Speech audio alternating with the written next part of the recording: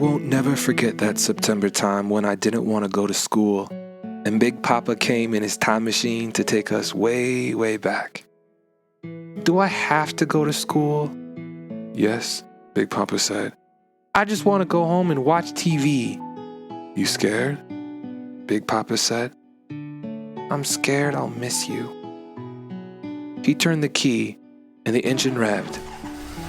I think it's time I showed you something a long, long time ago.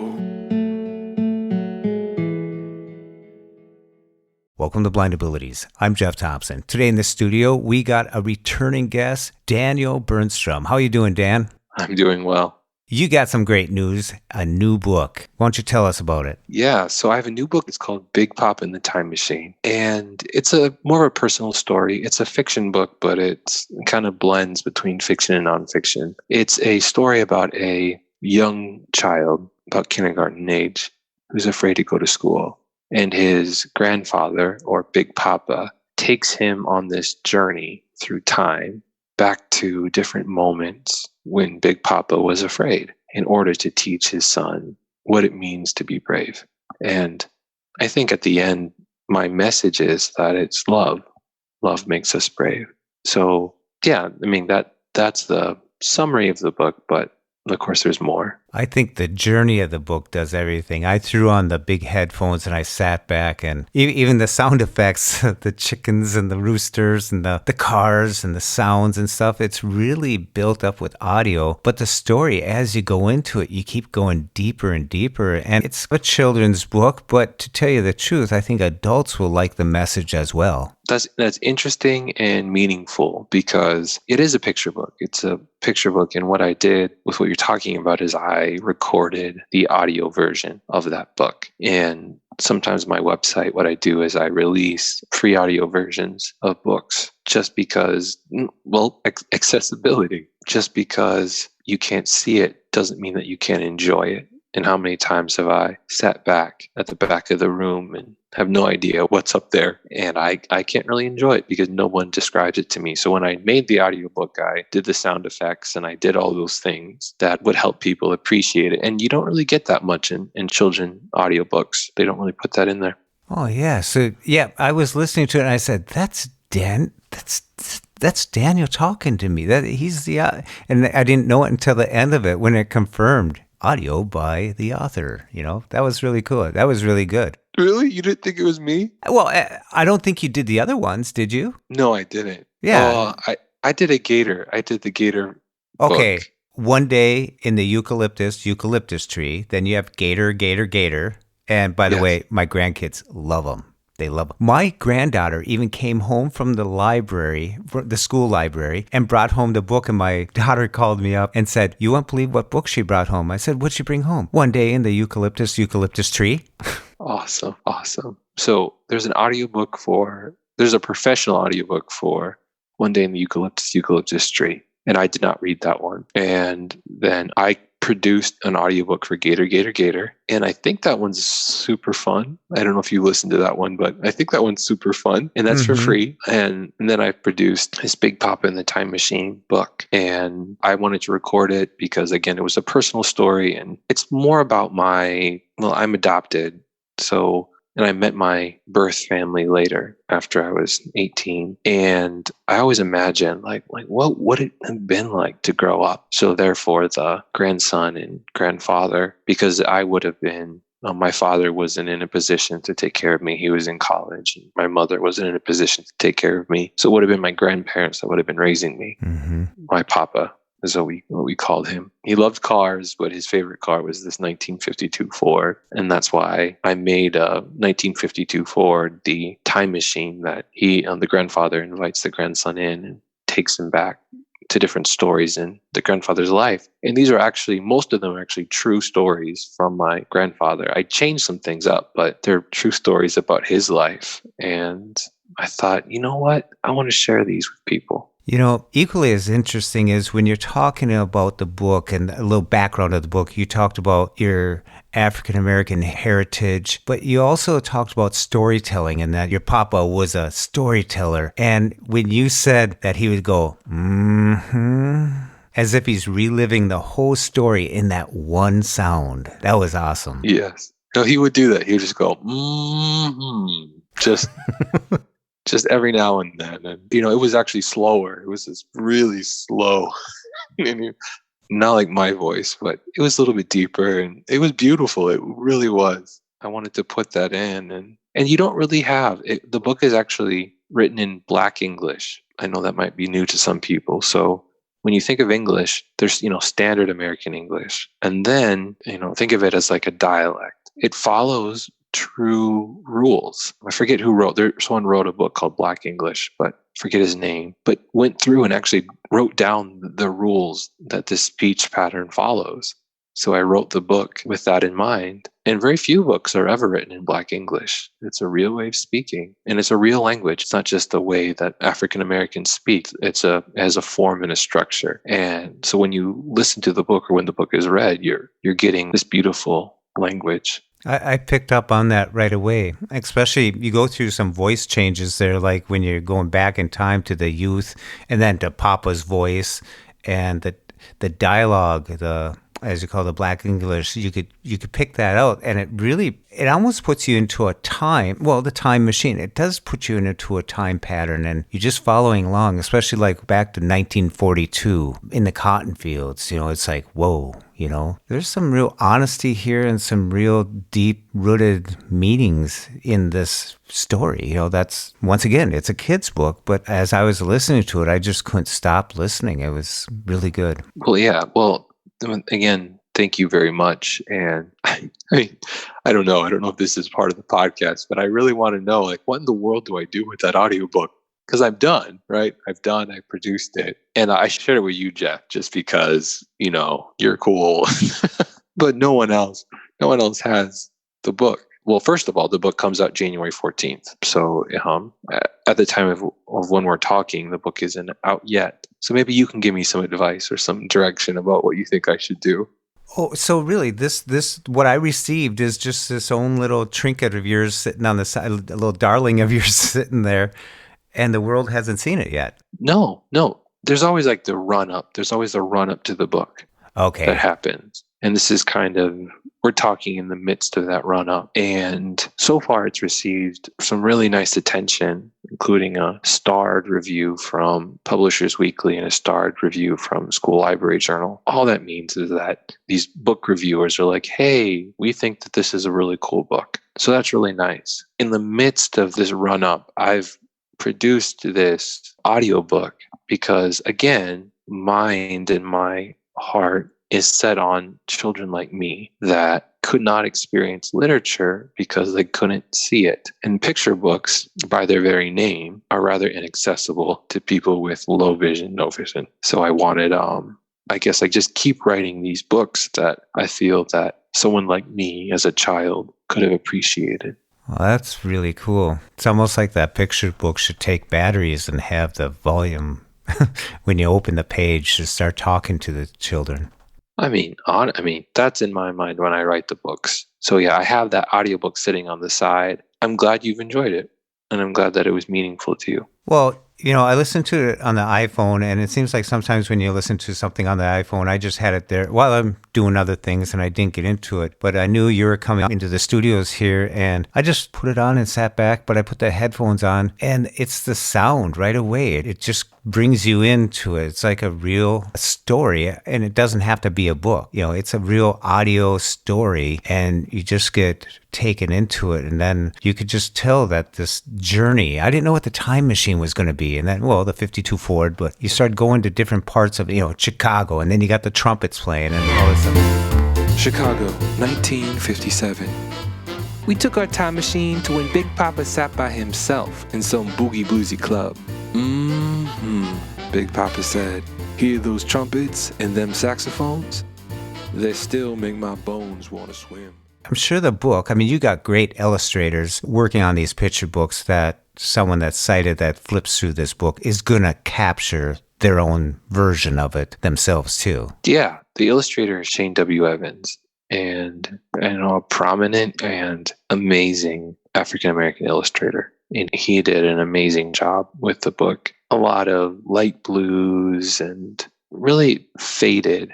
I think I like about these illustrators, or maybe it's just what happens in the creation of these books is, I remember when one day in the eucalyptus tree, one reviewer pointed out that the boy is eaten by the snake immediately, and he's in a dark, sightless stomach of the snake for the entire story until he's barfed out at the end. Well, I mean, I don't plan that when I write the book. I mean, it just happens. So there is a lot of darkness, or the child is in a lot of darkness, or in a sightless state in the eucalyptus tree. Let's jump to the next book, Gator, Gator, Gator. Well, in that book, children are looking for a gator that is this mysterious gator that's in the bayou. And there's a guide that's saying, hey, look, it's over there, over yonder in them trees. See that tail turning water. And you're looking, but the illustrator drew shadows. And so children are looking like, oh, there's the gator. And then you flip the page and it's the wrong animal. It's never the gator. It's never the gator. And I found that really interesting because as a low vision person, I miss what things are all the time. Like what I thought I saw, it was not even close to what I was seeing. And children are squinting at the pages and they're leaning in and they're experiencing all the kinds of things that I experienced as a child. Well, that's weird. The illustrations were capturing that. Unplanned. Unplanned. Completely unplanned. And then for Big Pop and the Time Machine, the kind of the bookends of the story. So the first spreads are very clear and sharp. And then the illustrator made them really muddled and unfinished, and it lacks detail. And then the last spread is very clear and sharp. Well, memory is like that. Memory is, when you think of memory and you go, I think that happened around, and you can pick out certain things. Certain things are clear to you, but other things are kind of lost or washed away. Fuzzy, yeah. Well, that's exactly the way that he illustrated it. Again, I find it interesting because it's my current vision, or most of my vision, there's very little clarity. Most things are washed out, or very, like, I don't know how old my parents really are. It's like wrinkles are gone and everything is just smooth. And hey, wait, I want some of my friends to have that vision. Yeah, I know, right? You just look, people look younger to me, and I comment, they're like, oh, you look young. Maybe not the greatest thing coming from. But that's really neat that you find that in the work of the illustrator to your books, that you find the connection, like the fuzzy imagery faded a little bit, just like memories. What a neat correlation. Well, they do it on their own, but yet it ties so directly into my life and how I see. Like, I could almost pick up most books and say, someone can say, how do you see? And I could point to different parts of these books and say, this is how I see. And then when you said at the end of Papa, where love comes in, it's nice, sharp, and detailed. Yeah. Wow. Yeah. So in the story, the child doesn't want to go to school. And I've explained in other interviews that, being adopted, that fear of abandonment is, why was I adopted? Why? Well, when you're a child, you say, why didn't my parents love me? And then you grow up and you go, well, why couldn't they support me or love me? And then now I'm like, well, I understand the situation. But growing up, you're a child and all those pieces aren't quite there. So we have this child that's been adopted by his grandparents, and he's about to be dropped off at school. Well, he's been dropped off before, in a way. And his mother never came back. And so he's afraid to be dropped off at school. And the grandfather, that's when he invites him to these different times, and he takes him to moments, but they're kind of like light moments. And then they get more serious. And then he takes the child back to when his mother dropped him off. And you think the story should end there, but then there's one more moment. And it's like the grandfather's been reluctant to share this moment. And he goes back to the cotton fields, right? And shares with his grandson this ultimate vulnerability that he really wants his grandson to go to school. But there was a moment in that grandfather's life where he didn't go to school, where he dropped out because of pressure. So it's those kind of things where the child had to go to his moment of greatest vulnerability, that moment he was most afraid of, which was the abandonment. And the grandfather had to confess that he wanted his grandson to do something that he never did or given up on. And when you put those things together, understanding one another and loving each other in our weakness, that makes us brave and able to do those things that we didn't think we could do before. You scared right now? Big Papa, you scared?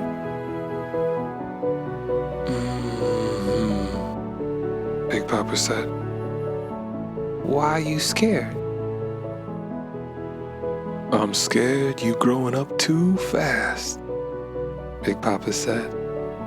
And I already miss you. I hugged Big Papa tighter than tight. But that's called being brave. Yes, Big Papa said. That's called being brave. I really like the fact that it's almost 3 generations. Well, it is 3 generations that connect those stories together to come to not a conclusion, but to a resolve. It's well done. And that's what when I started out talking to you about it, there's so much more there than just a kid's book.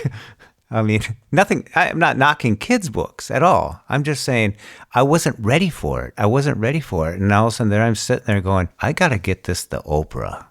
Yeah, I got to get this to Oprah. Well, it was the most personal story I could have written. It was really hard. It was really hard to write. And I think when I wrote like that moment of the adoption story, it's like burst into tears. I mean, there's things that you don't want. I mean, there's things you grow up and like you move past, and then to confront them again sometimes in your work, just to relive those moments of, hey, remember this, even though it was, it really helped me in the long run. And with adoption, I mean, that's a whole nother story with, I was adopted and, everything is fine with this child. Everything is fine. He's growing up. And then at 7 years old, he goes to the eye doctor because he's having trouble seeing in school. And then the eye doctor goes, oh no, let's send him to Iowa City. Okay. Why does he need to go to Iowa City? And I remember them examining me and then requesting the medical students to come in and look at my eyes. And that continued throughout my life. And I came to resent going to a medical hospital because I was just this attraction, because I had such a rare, renischismus is a very rare disease. And I had such a rare disease that not very many people have it. Very few people have this disease in the United States. And it was just like, oh, here's one of them. You may have read about this in one of your little textbooks, and here it is. And so they would invite people in, and then here's this person, here's 2 other people, there another extra person looking at your eye just because you're kind of a freak show or anomaly. I mean, maybe that'll come out someplace else, but then my mom and my family having to work through, this is something different. This is something new. And I remember that it put my adoptive mother into a depression because she didn't know, she was afraid. She didn't know how to raise a blind child. And so there's a lot.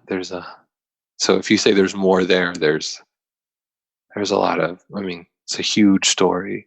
And I just told one little piece of it. It may be a little piece, but to take little trinkets of it and string them through the time machine where you go through, let's look at the time like beads on a necklace, this bead, then this one, to capture the essence of it, to tell that story and to limit it to just so many pages, you have to be pretty precise and meticulous on how you develop the entire story, tell each little bead of the story, and then string it together. And I like how you transitioned between the two with the time machine, just shoo, right into the next one, then the next. And you just go through these time periods. And I think you did a great job. You only have so many pages to do all that with, and yet there's so much there. Yeah, I think it's a misconception that picture books are easier to write than chapter books. And anyone who's written both, I'm very sure that anyone who's written both would tell you that picture books are harder to write for that exact reason, because you can't mess up. you only had this many pages, and there are arguments over words, like said. Good example in the book is Big Papa said, and then in the book it said I said, but that's not in there. So I had a bunch of I saids in the book, and those were all eliminated. So every word was pretty much fought over or discussed in that book. You don't really get that in a chapter book.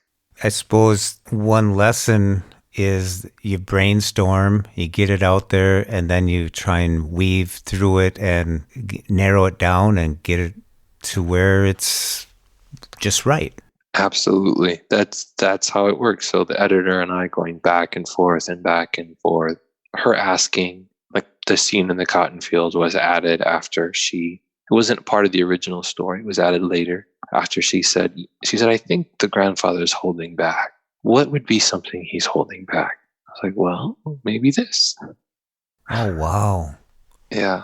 And that's perfect too. I mean, to me, it was like, because you went through the timeline, I think, you had the 52, then it went up, and then all of a sudden it drops back to 1942, and I go, wow, this is going back in time. Yeah.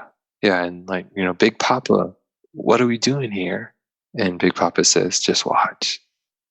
And then the scene unfolds where he's doing school and someone comes up and questions him, rips up his schoolwork and says, give up on school work. That's all you're going to do. That's all you're ever going to do. Like, this is all we as the African American community, we're stuck here working in the cotton fields forever.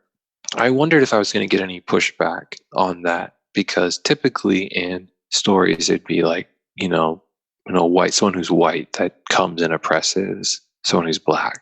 Instead, it's someone who's black, a child who's black, and it's an older black man saying, school's worthless to you.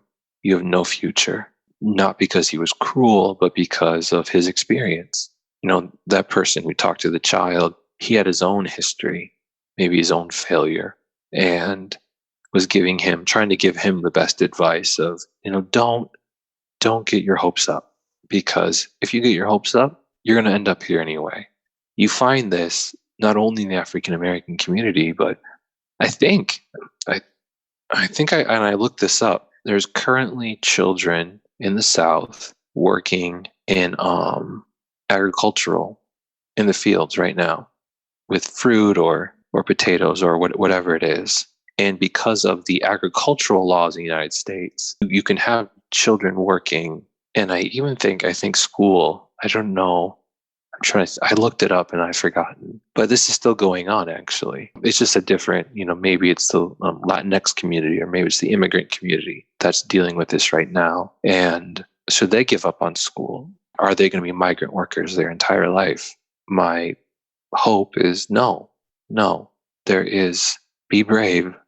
So this kind of struggle, or it's often people from our own community of saying, well, you're never going to succeed. You can even bring that to the blind community. And I find your podcast very uplifting, because you look at blind abilities, you look at the good, you look at what we can do versus, you never can do that. That's never going to be able to happen. This is all you ever can do. This is all you ever will do. And I think I hear those types of voices. Maybe they weren't said by someone in the blind community, but I think I hear that voice of, well, you're never going to get anywhere. This is all we're ever going to be. And I don't want to believe that.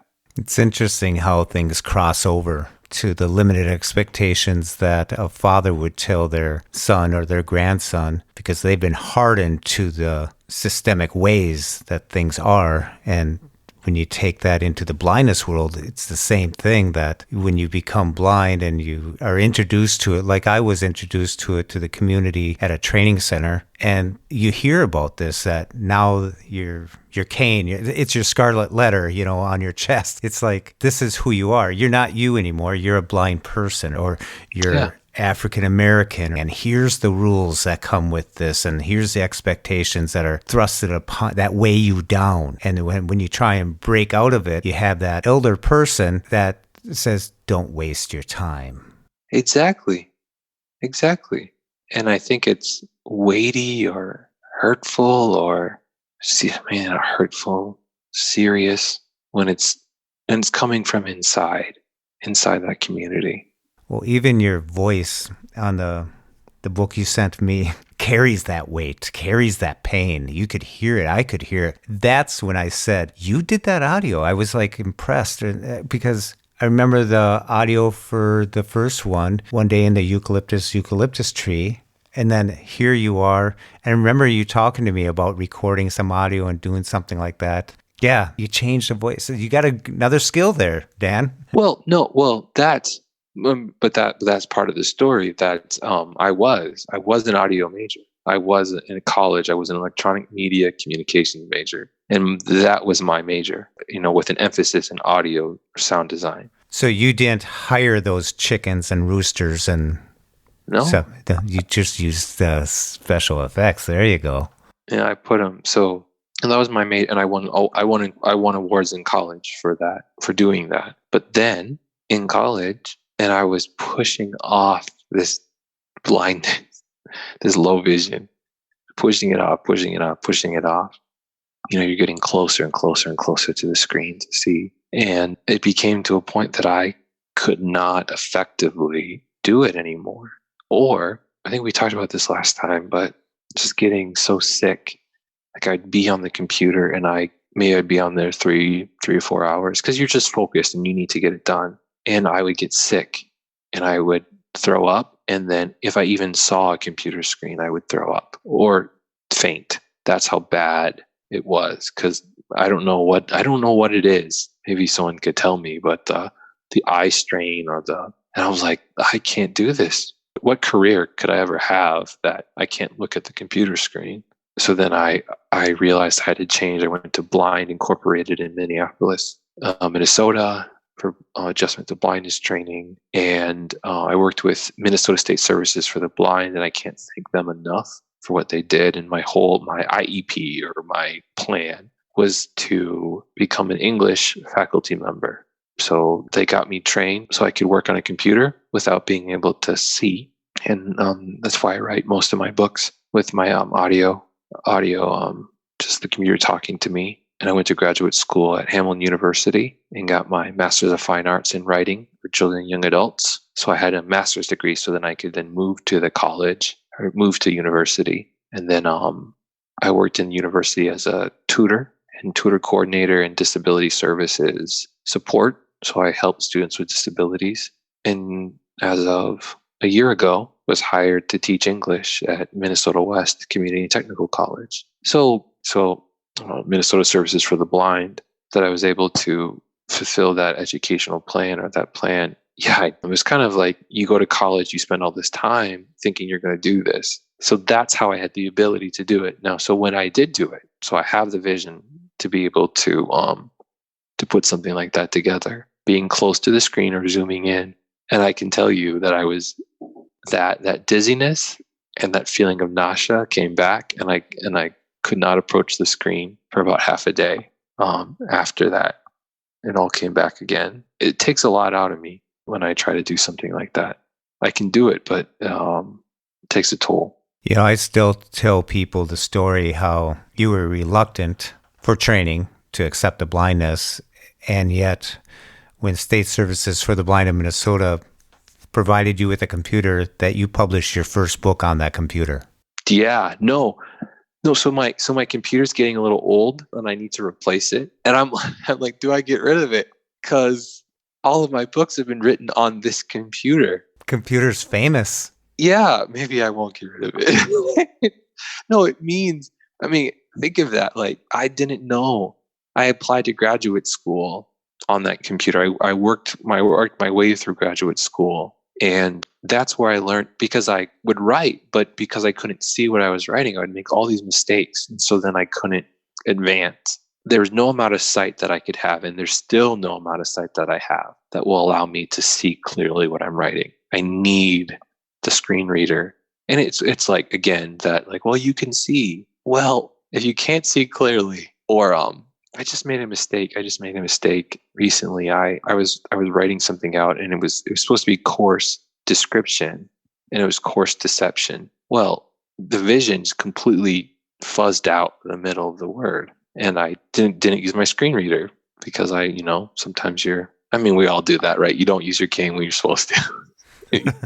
I mean, like we're all like, we all resist it sometimes, but that computer and that screen reader changed my life. Well, and then learning how to use it. I was just thinking, you know how you can recycle things? They have these machines that do the recycling.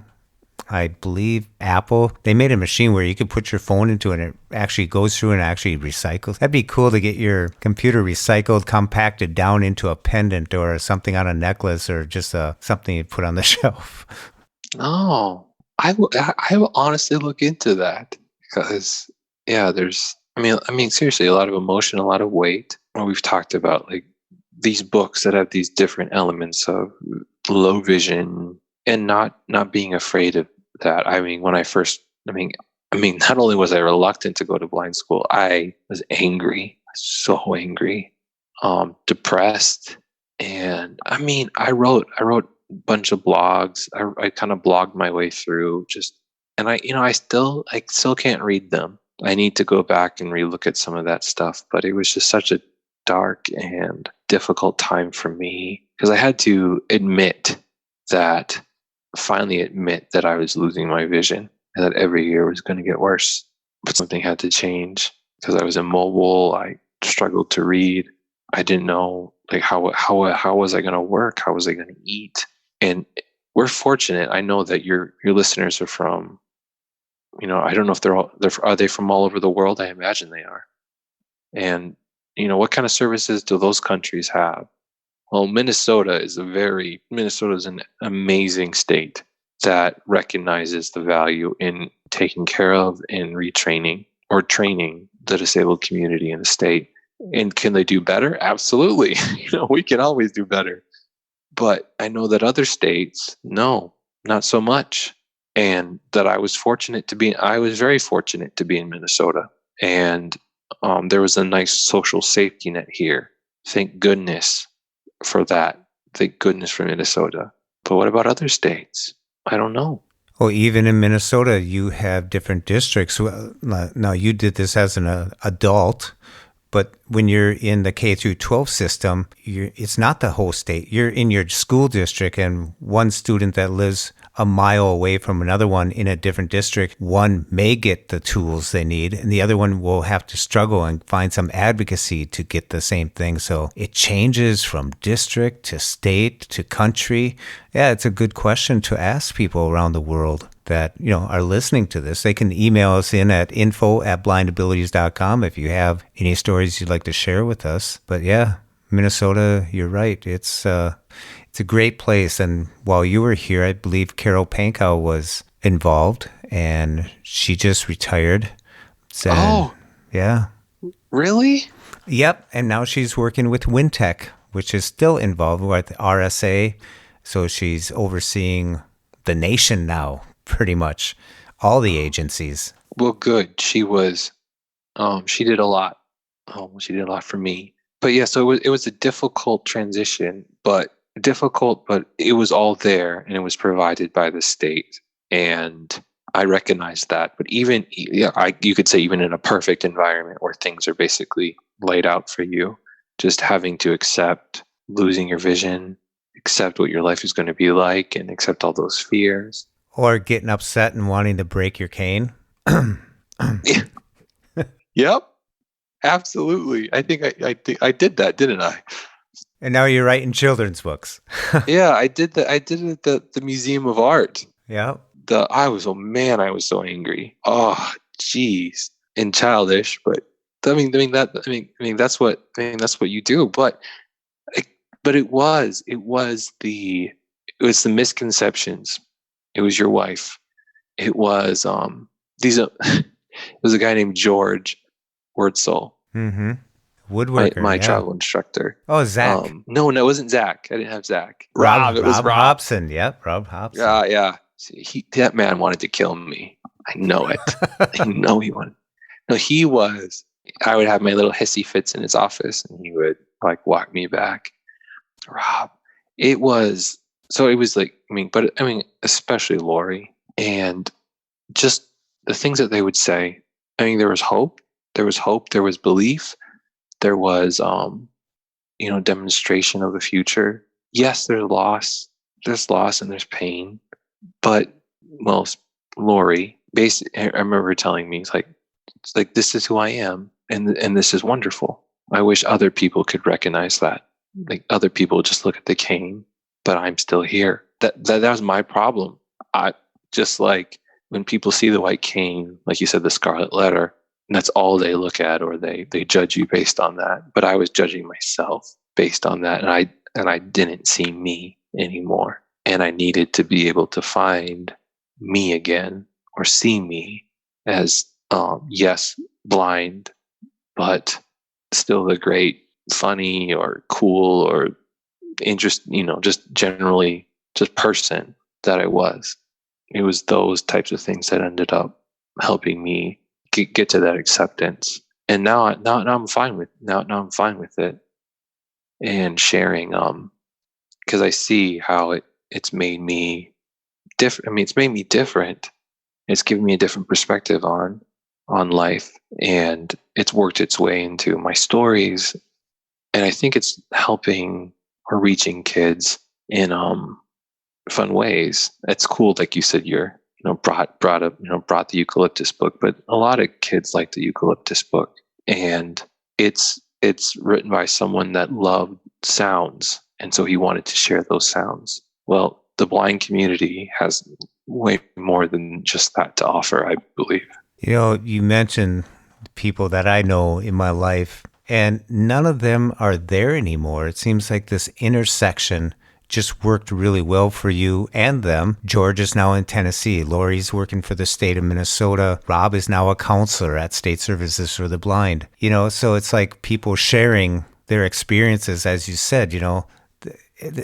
That's not who they are. They are not that instructor at that place anymore. They're more than that. There's something else. And it's so sad that we do first impressions. We do look at people for that scarlet letter or the color or their disability, and we categorize them. But everyone's changed again, and it's not the same anymore. But the people who would be going to Blind Incorporated today will have their own experience and adjustment to blindness. That's why they call it that, So it's really neat to hear your story, and I can map it because I know the people that it's like reading one of your books. It's just, you have a unique way of doing it. And I think this is your most unique book. I'm not taking away from any of the others, but this one was really like, wow, I can't say it enough. It's a good job on this one. Well, thank you.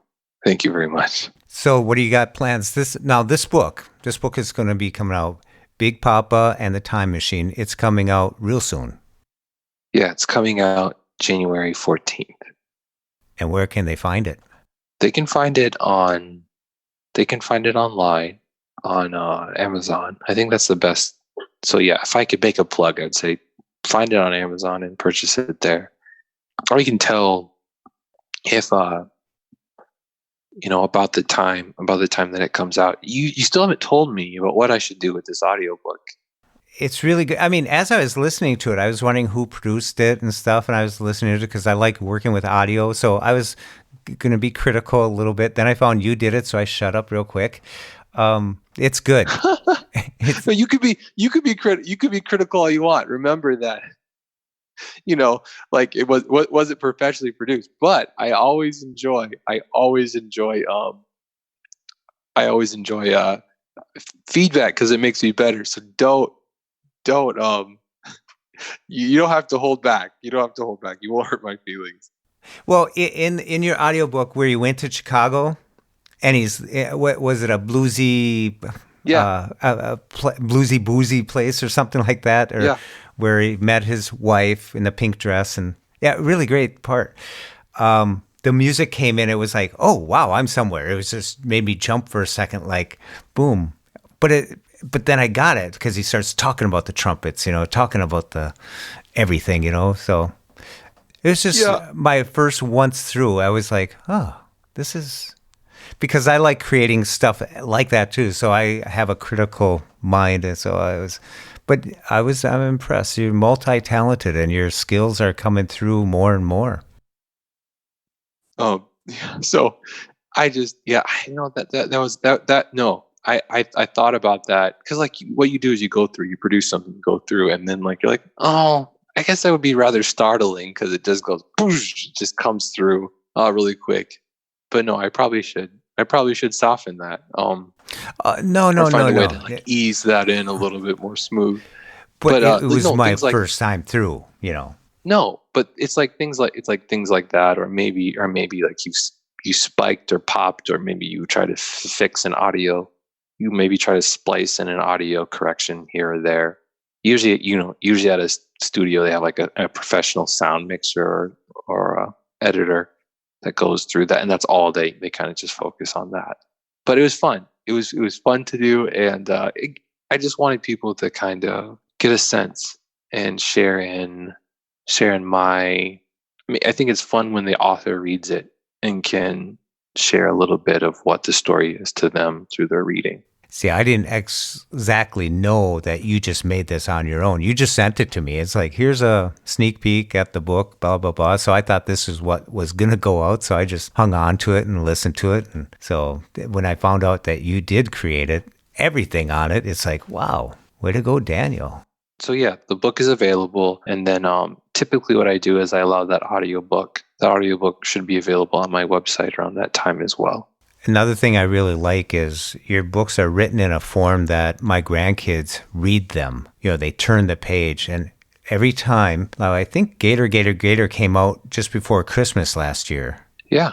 And this year it comes out after Christmas. So I was thinking, wow, there was a pattern to this. But when they pull them out, the other ones will grab the other book, the eucalyptus one, you know, and they wait for that one to be done, and then they read. Kids like reading these. Even the word eucalyptus. And I got a question for you. This has been bugging me for a couple years now. You say eucalyptus twice in the title. Is that because your love of sound? Yeah.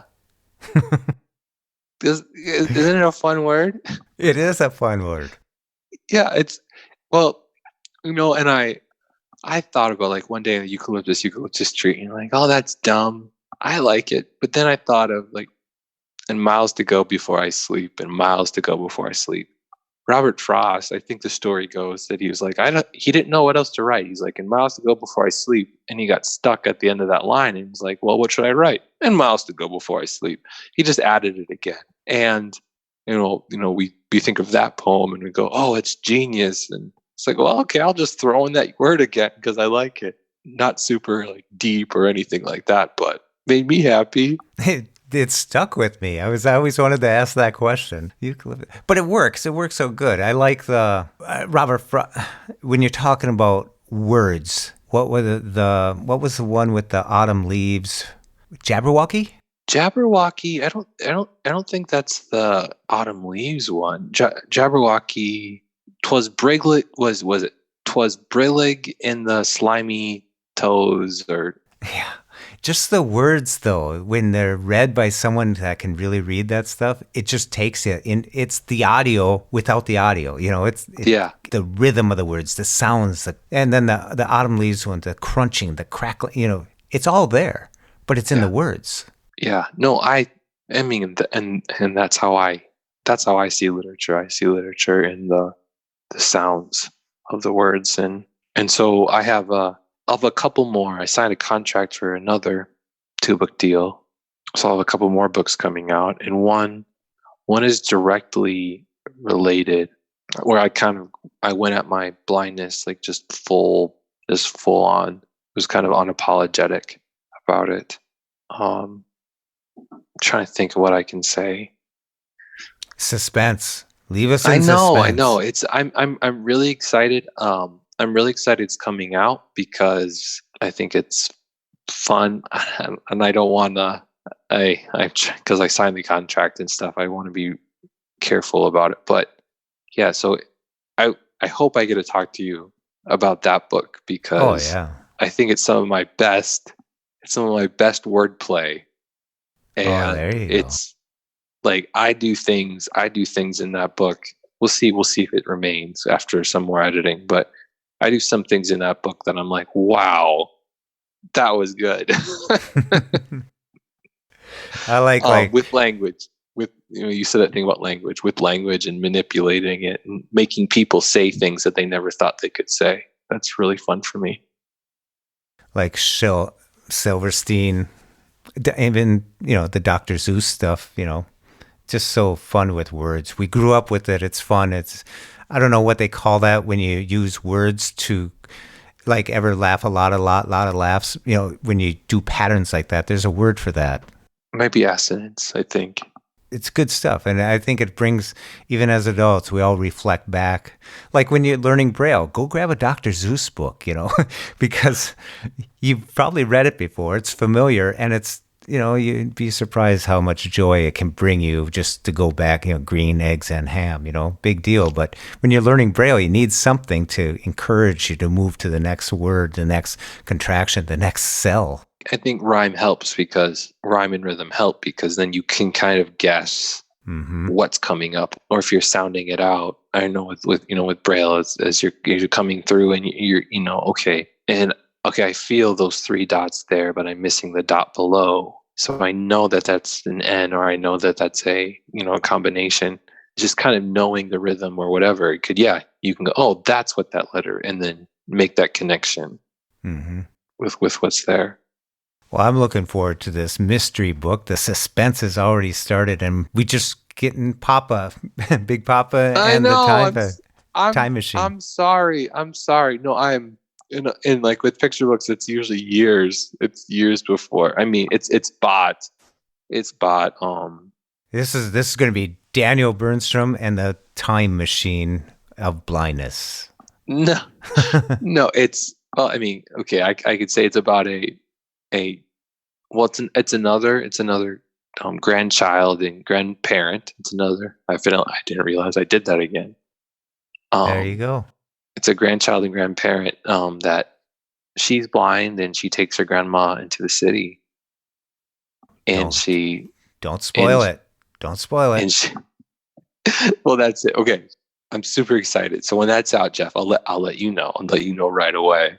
Cool. And then I think you'll find it fun. If you don't worry. You won't hurt my feelings. But I'm excited for that book. We've been talking to Daniel Bernstrom. Daniel, where can people follow you and find you on the web? Yes, they can go to lillylabs.com, LILLYLABS.com, or danielbernstrom.com, same website. And if they go there and sign up to email subscription, there's a free audiobook of Gator, Gator, Gator they can get, so they can kind of experience some of that audio fun. Or they can find me on social media. I'm really bad on Twitter. Do you do Twitter much? Yeah, I have to. I'm Blind Abilities on Twitter. I have to. Yeah, I struggle with Twitter. Just I can't get it.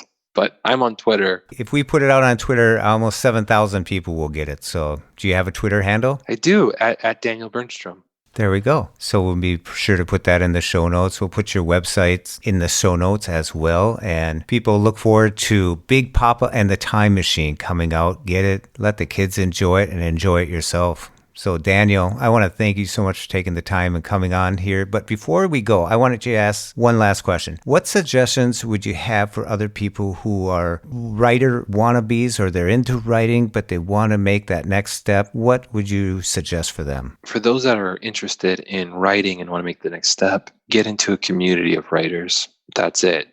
So I attended a graduate school, and it wasn't necessarily, was it the graduate school that taught me everything about writing? It taught me a lot, but it was the writers, and I got to meet other professional writers and bump into them and learn about publishing. Some of all those questions that you have, I was able to get those answered because for 2 years, I was around other writers. So I think find a way to get into a community of other writers and go to writing conferences if you can. That's, I think, the best way to take your writing to the next level or next step. And I think you'll find your way pretty clearly if you do that. That's great advice. Daniel, thank you very much. Congratulations on your new books that will be coming out and the one that's just released, probably be out right along with this podcast. Wonderful.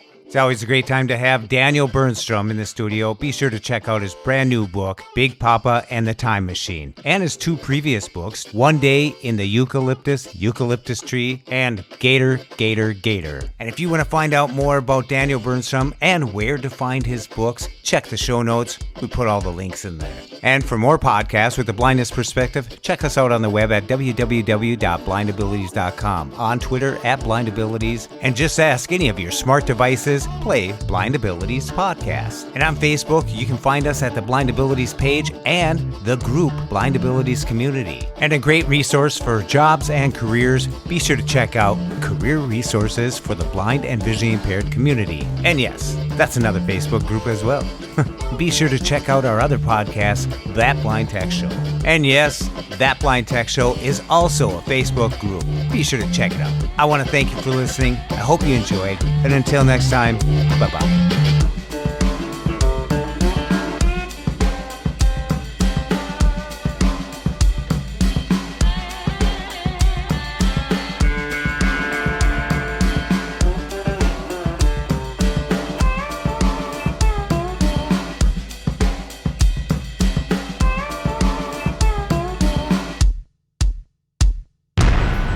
When we share what we see through each other's eyes, we can then begin to bridge the gap between the limited expectations and the realities of blind abilities. The realities of blind abilities.